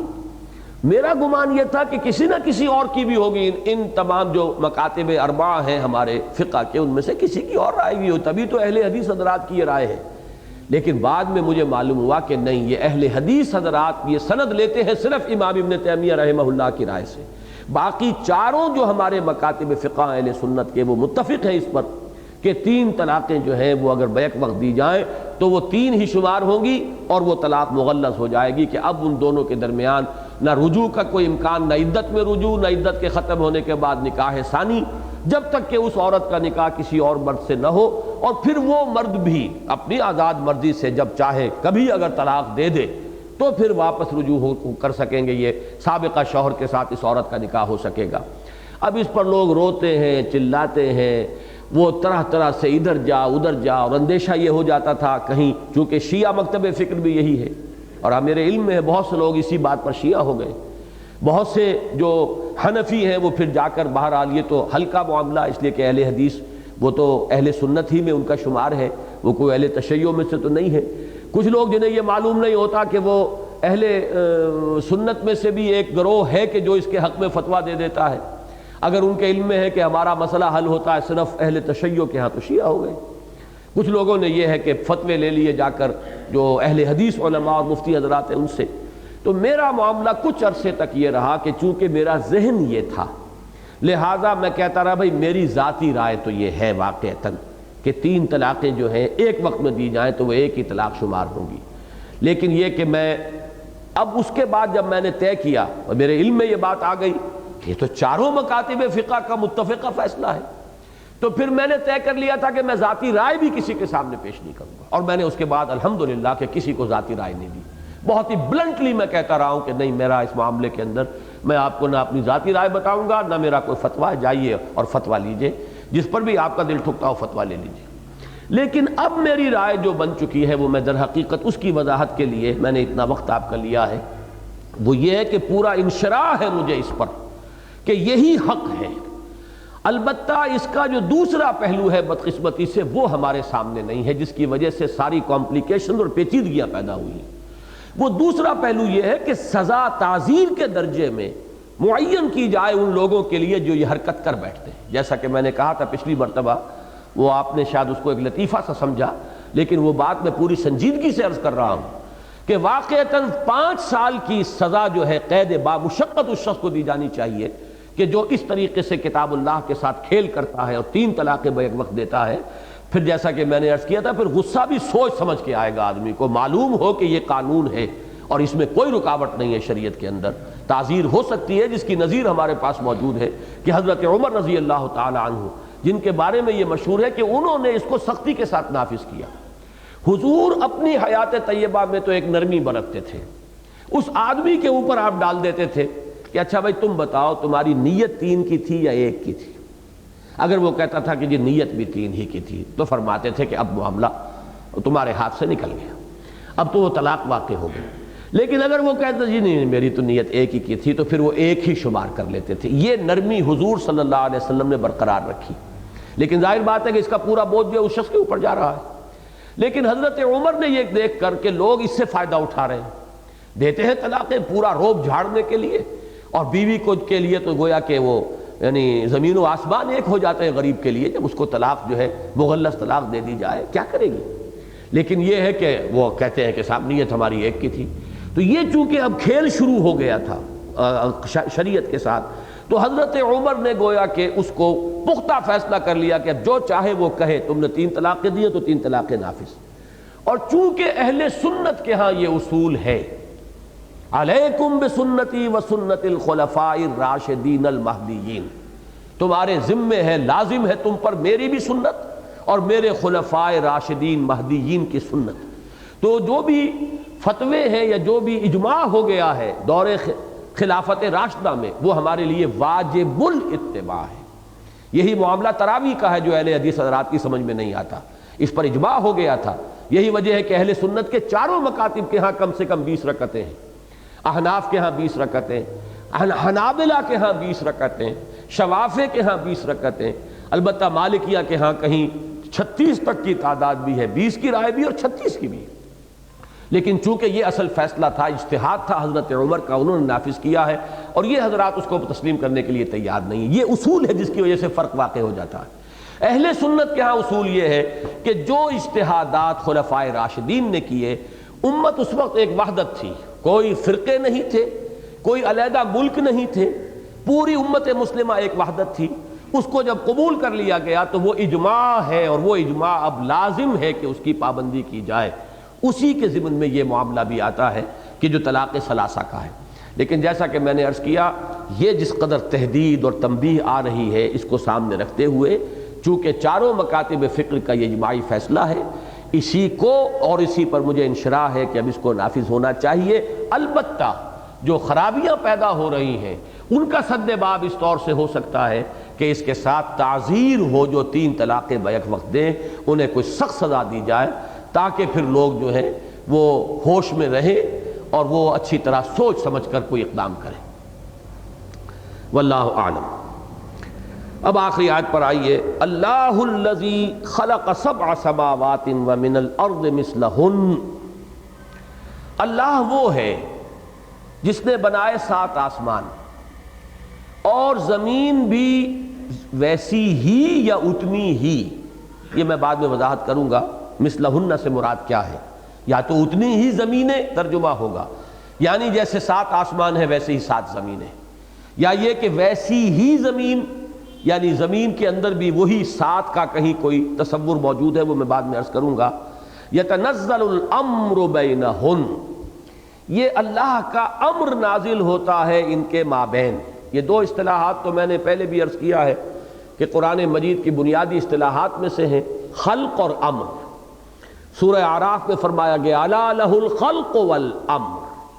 یہ 2 عالم ہیں، چاہے ایک دوسرے میں پیوست ہیں، لیکن ایک عالم خلق ہے، ایک عالم امر ہے۔ عالم امر میں اللہ تعالیٰ کے احکام جو ہیں وہ آن واحد میں نافذ ہو جاتے ہیں۔ انما امرہ اذا اراد شیئا فانما یقول لہ کن فیکون، نو ٹائم ایلیمنٹ، ایبسولوٹلی نو ٹائم ایلیمنٹ۔ اس کا امر تو یہ ہے کہ جب وہ فیصلہ کرتا ہے کہ ہو جاتا ہو جاتی، یہ ہے امر، عالم امر۔ ایک عالم خلق ہے، یہ ایک نچلے درجے کی شے ہے، یہ تنزل کا ایک درجہ ہے۔ آپ نے لفظ ارتقاء تو سنا ہوگا، ایک تنزلات بھی ہیں، بہرحال وہ ہمارے فلاسفہ اور متکلمین اور صوفیہ کی اصطلاحات ہیں، یہ تنزلات اور پھر ارتقاء یا ارتفاع۔ اسی طریقے سے سمجھ لیجئے کہ عالم امر بالا تر عالم ہے، عالم خلق ہے یہ کثیف مادی عالم جس کو ہم کہیں گے، اس میں ٹائم ایلیمنٹ جو ہے انٹیگرل پارٹ ہے اس عالم خلق کا۔ خلق السماوات والارض فی 6 ایام، اللہ نے آسمان اور زمین بنائے 6 دنوں میں، اور وہ دن ظاہر بات ہے یہ ہمارے دن نہیں ہے، یہ ہمارا دن تو اصل میں زمین کا ایک مرتبہ کا وہ گھوم جانا ہے اپنے ایکسس پر، یہ دن اور رات اس نے پیدا کر دیے۔ ہماری پوری گیلیکسی کا دن کیا ہوگا، اب اس کا تصور آپ کیا کریں گے؟ قرآن مجید میں کہیں کہا گیا 50,000 سال، کہیں فرمایا گیا الف سنۃ مما تعدون، یہ تو 1,000 برس جو ہے جو تمہارے حساب میں آتے ہیں، تو وہ بھی عدد مراد نہیں ہے، اللہ کا دن بہت بڑا ہے، اس کو آپ ایپکس کہہ سکتے ہیں، ملینمز کہہ سکتے ہیں، جو اصطلاحات سائنس میں استعمال ہوتی ہیں۔ اسی طریقے سے آپ کو معلوم ہے خلق جو ہے، اب کسی حیوان کی تخلیق ہو رہی ہے، اس کے جنین کی رحم مادر میں وہ وقت لگے گا۔ انسان کا بچہ 9 مہینے جو ہے رحم مادر کے اندر اس کی تخلیق ہوتی ہے، اس کے لیے لفظ آیا ہے کہ ہم نے انسان کو بنایا من نطفۃ ثم من علقۃ ثم من مضغۃ معلقۃ مخلقۃ وغیر مخلقۃ، اس کے مختلف جو ہے وہ ادوار ہیں۔ ایک عالم امر اور ایک عالم خلق۔ عالم امر میں کوئی ٹائم ایلیمنٹ نہیں، عالم خلق کے اندر انٹیگرل پارٹ ہے ٹائم فیکٹر، یہ اس کا ایک بعد ہے۔ یہ دونوں امر باہم پیوست ہیں، بلکہ اس سے پہلے نوٹ کر لیجئے انسان میں آ کر یہ دونوں عالم متحد ہو گئے۔ فرشتہ عالم امر کی شے ہے، یہ حیوانات عالم خلق کی شے ہے، جمادات، نباتات، حیوانات یہ عالم خلق ہے۔ انسان کا جو مادی وجود ہے وہ عالم خلق سے متعلق ہے، اس کی روح جو ہے وہ عالم امر سے متعلق ہے۔ یسألونک عن الروح قل الروح من امر ربی، تو یہ پیوست ہے دونوں عالم، اور اللہ کا امر جو ہے وہ نازل ہوتا ہے، یعنی یہ تدبیر ہے، جیسے سورہ سجدہ میں فرمایا یدبر الامر من السماء الى الارض ثم يعرج الیہ فی یوم کان مقدارہ الف سنۃ مما تعدون۔ اللہ تعالیٰ نے آسمان اور زمین بنائے، ثم استوى علی العرش، پھر عرش پر متمکن ہوا، اب تدبیر فرما رہا ہے اس عالم خلق کے اندر الٹ پھیر جو ہو رہے ہیں، اللہ کی حکمت کے تحت جو اس کے احکام نافذ ہو رہے ہیں، یہ ہے وہ امر، اور یہ اللہ کا امر جو ہے آسمان سے زمین کی طرف اس کا نزول ہوتا ہے، اور پھر ان احکام کے اوپر جب عمل ہو جاتا ہے، تنفیذ ہو جاتی ہے، پھر اس کی رپورٹیں ہیں کہ جو اللہ کے حضور میں واپس پیش ہوتی ہیں، تو یہ تدبیر امر ہے۔ تو ایک تو اس میں جو دو الفاظ آئے ہیں ان کو نوٹ کر لیجئے، اللہ الذی خلق سبع سماوات ومن الارض مثلہن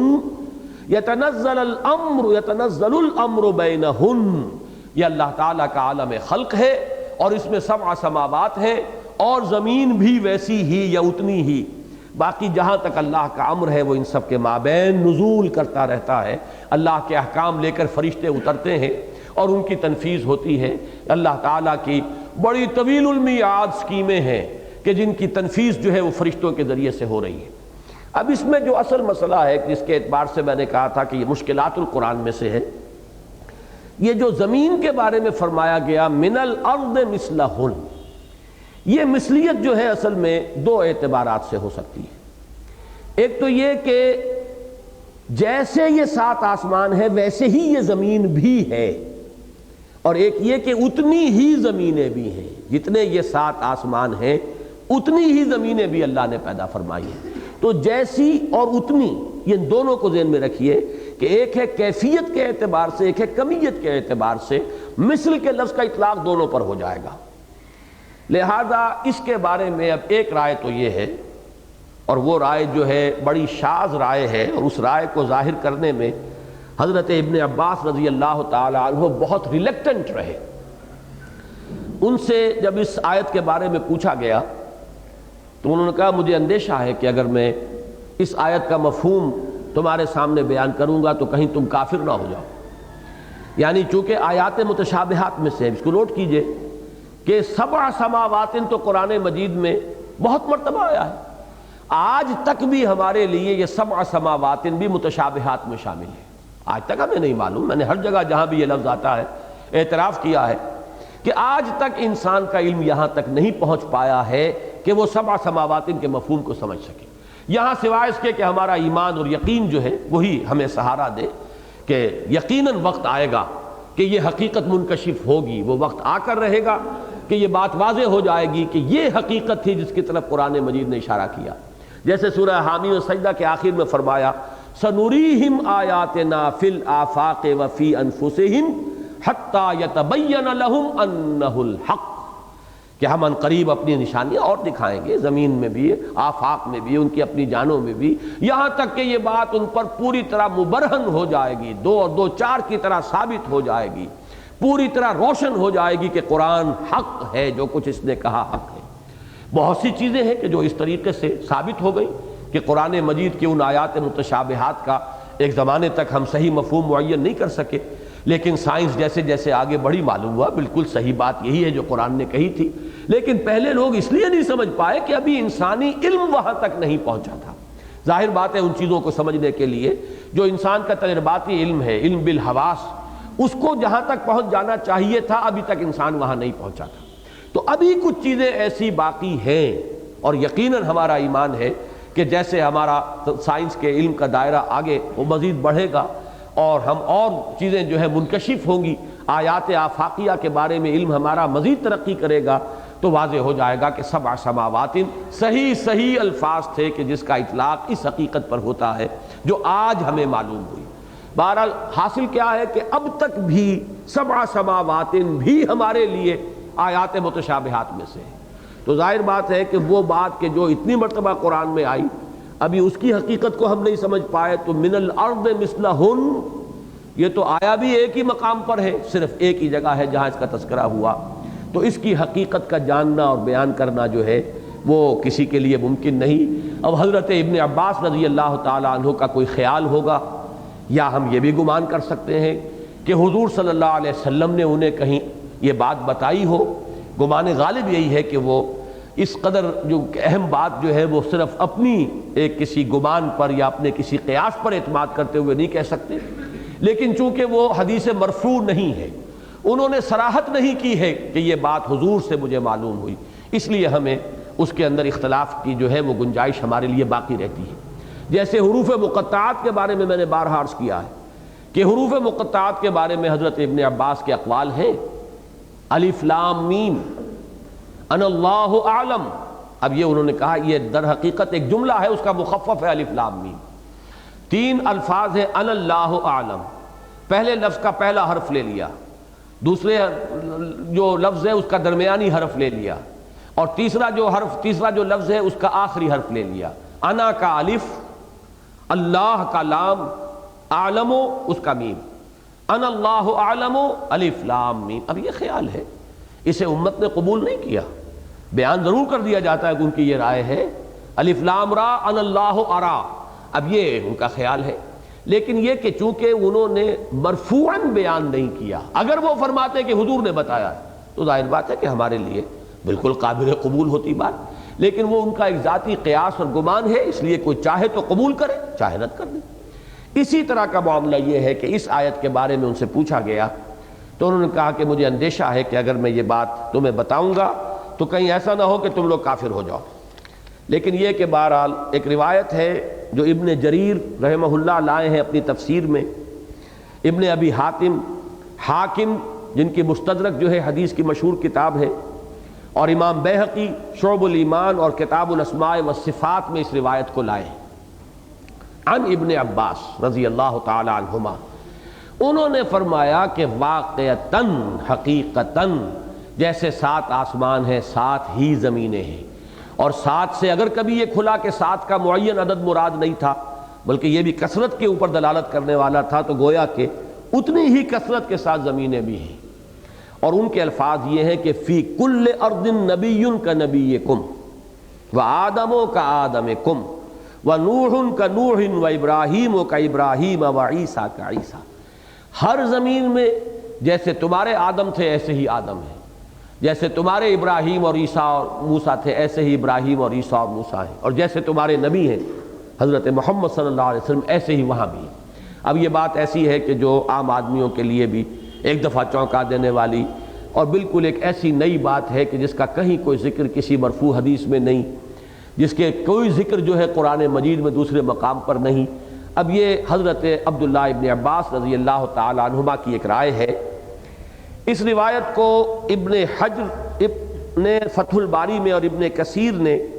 اپنی تفسیر میں بھی نقل کیا ہے، اور امام ذہبی رحمہ اللہ نے کہا ہے کہ اس کی سند صحیح ہے، لیکن ساتھ ہی یہ بھی کہا ہے کہ جو بھی اس کی روایات ملتی ہیں وہ ایک راوی پر جا کر جمع ہو جاتی ہیں ابو الضحیٰ نامی، اور کسی اور شخص سے وہ روایت ہمیں نہیں مل رہی، یہ ایک طرح کا ضعف ہے۔ اور ایک رائے جو ہے ملا علی قاری، وہ احناف کے ایک مشہور عالم ہیں، انہوں نے اسے حدیث کو یا اس روایت کو موضوعات میں شمار کیا کہ یہ گھڑی ہوئی ہے، اس کی کوئی حقیقت نہیں۔ باقی علامہ آلوسی نے رحمہ اللہ اس کو نقل کیا ہے اپنی تفسیر میں، اور کہا اس میں کوئی شے نہ عقلاً غلط ہے، ہو سکتا ہے کہ ایسا ہو، اور نہ ہی یہ کہ نقلاً کوئی شے ایسی ہمارے پاس موجود ہے جو اس کی نفی کر سکے۔ بہرحال یہ ایک رائے ہے جو میں نے آپ کے سامنے رکھ دی ہے۔ اب یہ کہ سوچنے کے لیے ایک میدان جو ہے وہ لوگوں کے لیے ہے کہ یہ اب اسلاف میں بھی یہ مسئلہ زیر بحث رہا ہے، اگرچہ اکثر و بیشتر لوگوں نے اسے قبول نہیں کیا ہے، لیکن یہ کہ مولانا مودودی نے جہاں یہ ساری تفاصیل بھی تفہیم القرآن میں دی ہیں، وہاں ایک حوالہ ان کا جو ہے وہ بہت اہم ہے۔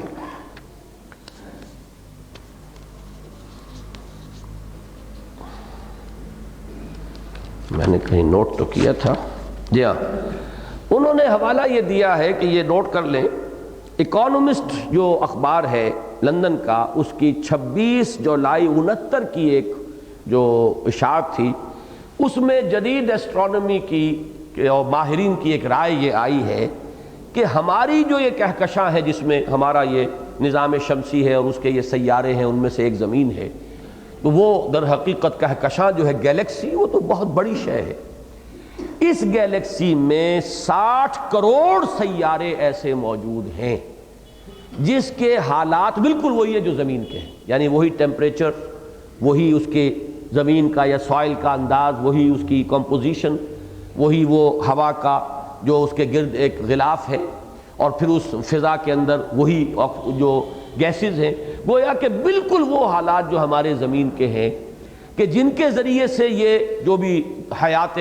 نباتاتی کہہ لیں اور حیات حیواناتی کہہ لیں اور پھر حیات انسانی یہ جو ممکن ہوئی ہیں، تو یہ جس قسم کے حالات آب و ہوا کے اور مختلف عناصر کے جو ترکیب درکار ہوتی ہے، تو جو ہمارے زمین میں ہے 60 کروڑ سیارے اس گیلیکسی میں ایسے ہیں جن کے حالات بعین ہی وہی ہیں جو ہماری زمین کی۔ بہرحال یہ ایک علمی بات تھی، اس کا حوالہ بھی میں نے چاہا کہ آپ کو نوٹ کرا دوں۔ البتہ ایک دوسری رائے جو ہے اب اس کو نوٹ کر لیں، وہ یہ ہے کہ یہ در حقیقت اسی زمین کے بارے میں کہا جا رہا ہے کہ اس زمین کے بھی طبقات ہیں، جیسے آسمان کے بارے میں طباقہ کہا گیا، 7 سماوات طباقہ، ایک دوسرے کے اوپر ہے، اسی طرح زمین میں بھی، جس کو آپ علم طبقات الارض کہتے ہیں، زمین کے بھی طبقات ہیں۔ تو ایک یہ بھی رائے ہے کہ یہ جو 7 کہا گیا ہے کہ 7 آسمان اوپر ہیں، ایسے ہی زمین میں بھی من الارض مثلہن، اسی طرح کے 7 طبقات اس زمین کے اندر بھی موجود ہیں۔ یہ ایک دوسری رائے ہے۔ بہرحال اس آیہ مبارکہ کا جو آخری ٹکڑا ہے وہ ہے اب اصل میں ہمارے لیے جو اہم ہے، پوری صورت بھی اس پر ختم ہو رہی ہے۔ اس میں تو جیسا کہ میں نے عرض کیا کہ ایک جو ایسا مضمون آ گیا ہے کہ جو مشکلات القرآن میں سے ہے اور آیات متشابہات میں جس کا شمار ہوگا۔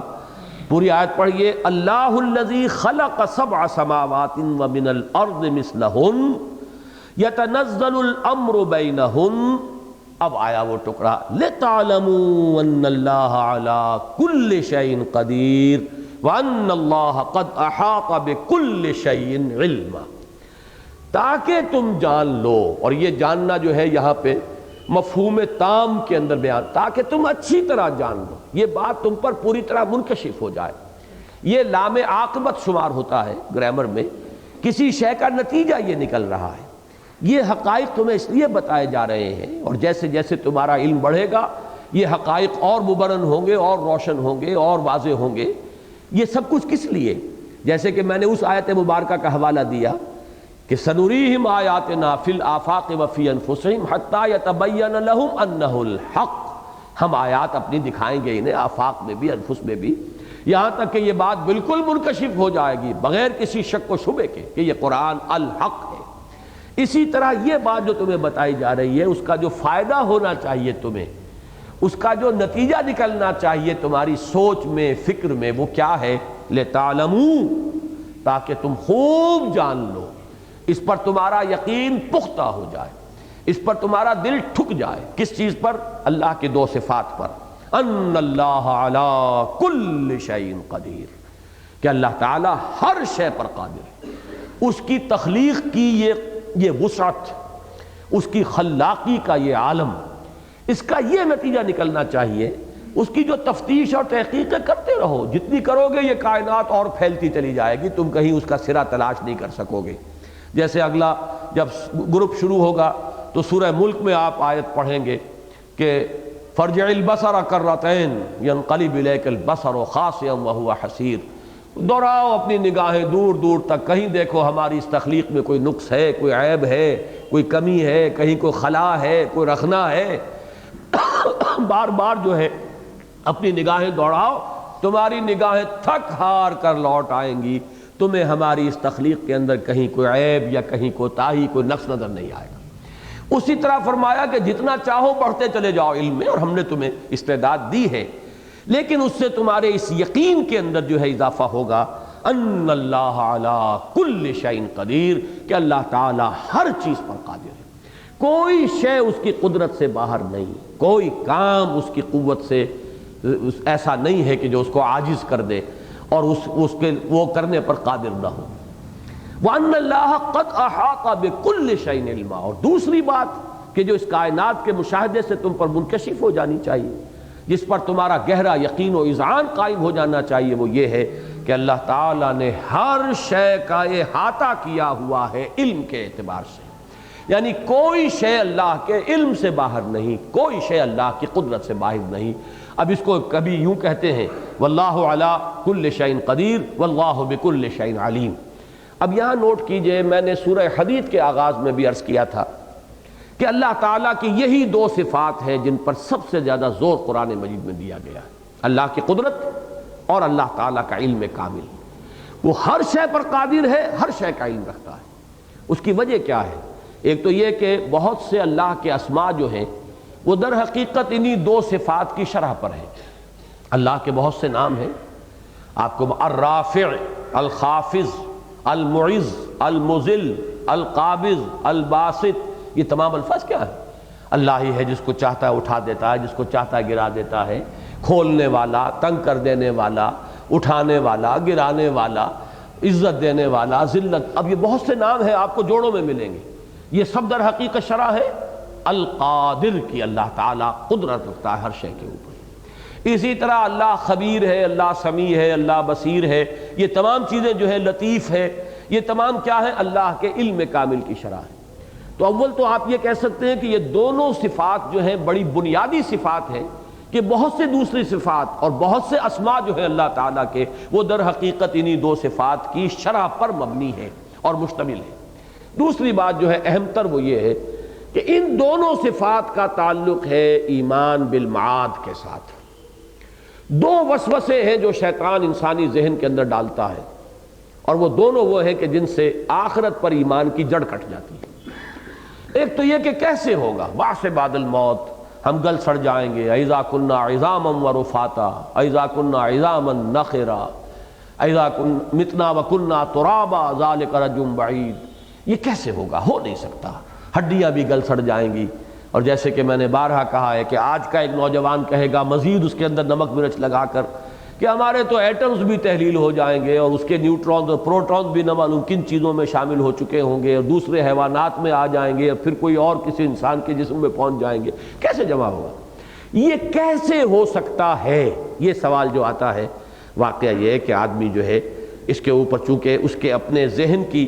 جو چھوٹی سی محدود سی دنیا ہے اس میں یہ بات جو ہے وہ نہیں آتی، اس کے اپنے اندازے میں، اپنے قوت متخیلہ میں وہ اس کا احاطہ نہیں کر سکتا، لہذا یہاں جڑ کٹتی ہے ایمان بالآخرہ کی بعث بعد الموت کی۔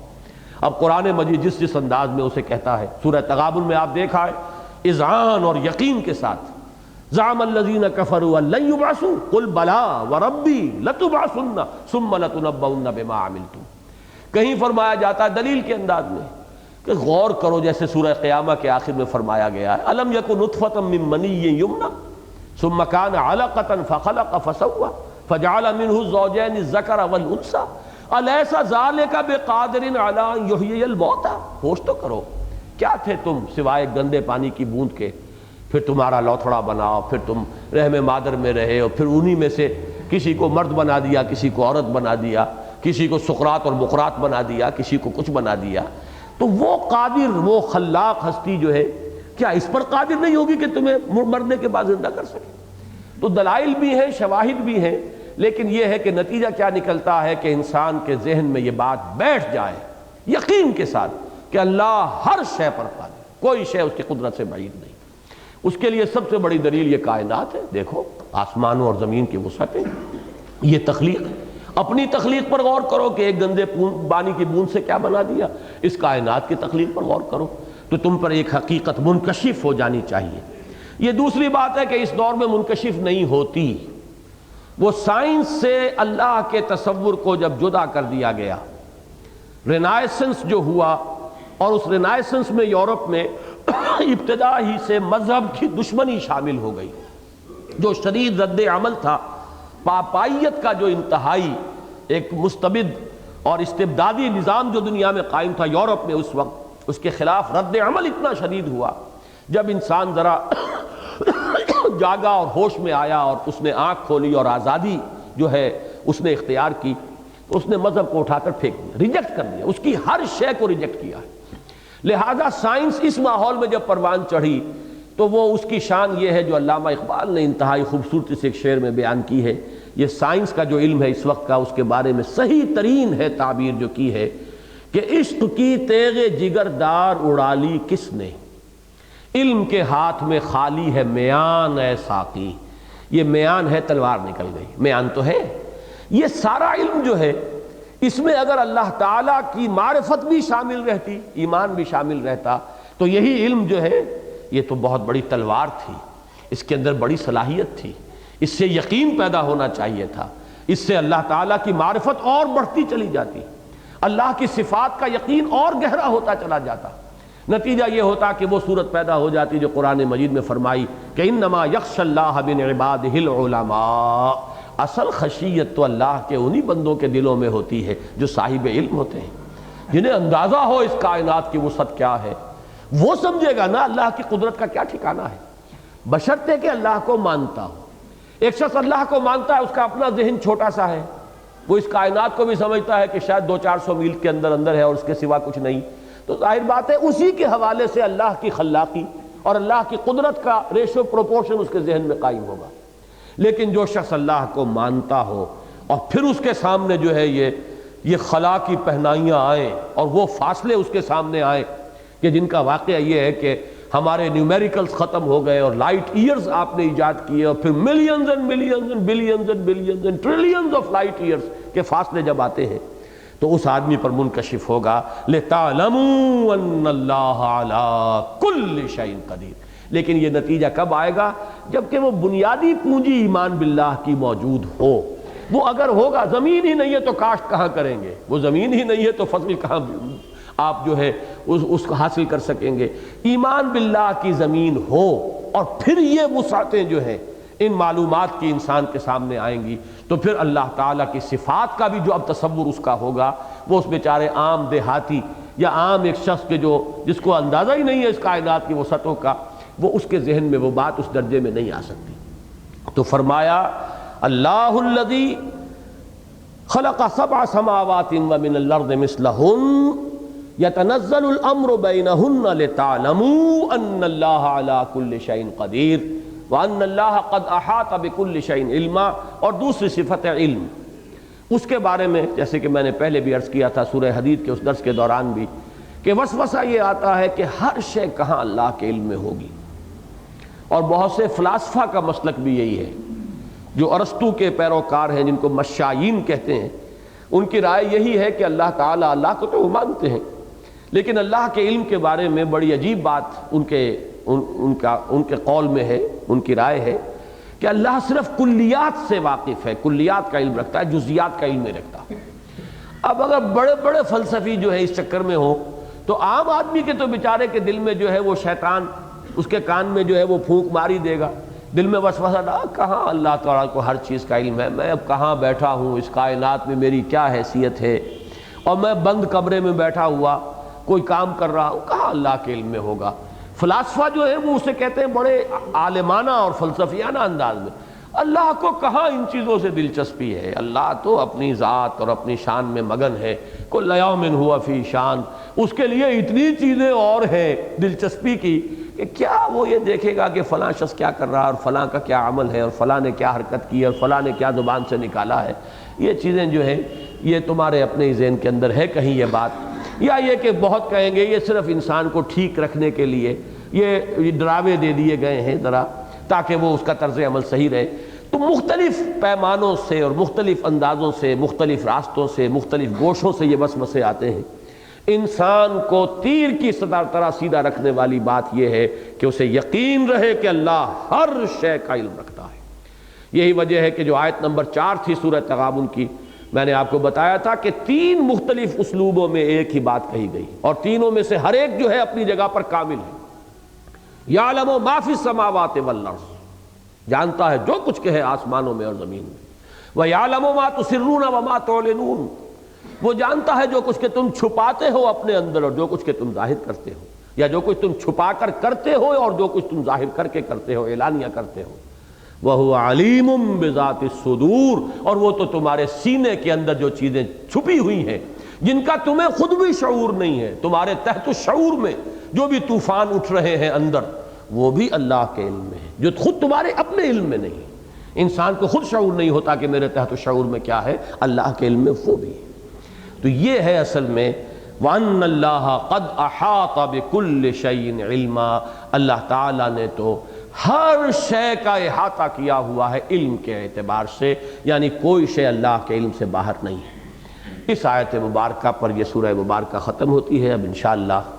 اگلے ہفتے ہم سورہ تحریم کا مطالعہ شروع کریں گے۔ بارک اللہ لی ولکم فی القرآن العظیم ونفعنی وإیاکم بالآیات والذکر